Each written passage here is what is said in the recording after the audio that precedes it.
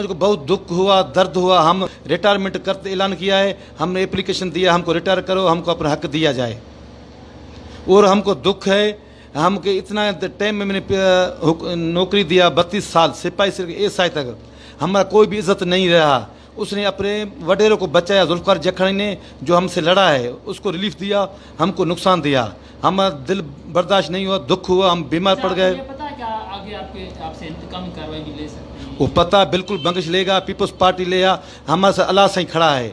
मैं उससे डरता हूँ, जब हमारा मौत आ जाए हम मरूंगा, किसी से नहीं डरूंगा, हम आगे जाऊंगा, पीछे नहीं हटूंगा। हमारा सुप्रीम कोर्ट में केस भी है।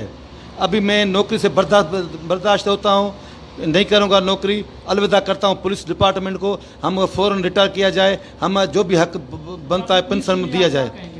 मैं पुलिस वालों को चाहे आवाम का दुश्मन नहीं बनो, वडेरा नहीं, कमदारी नहीं करो, किसी का गुलामी नहीं, हक सच का बात करो, वो गरीबों को रिलीफ दो, गरीबों से इंसाफ करो, रुश्वत नहीं लो। हमारा ये पैगाम है नौजवानों का। बंगश तो वडेरों का कमदारी गुलामी करता है। सही हानली हम तो जानता नहीं है। हम तो उधर मेहमान हमारे पास आया, वो हमारे गोद में आ बैठा, हम उसको गोद में नहीं बैठा। अभी इधर गया जो मैं आवाज़ उठाऊंगा, ये उठाऊंगा, उसने कुछ भी नहीं किया है। मैं सियासतदान को अपील करता हूँ, कोई भी सियासी आदमी हमारे पास नहीं आए।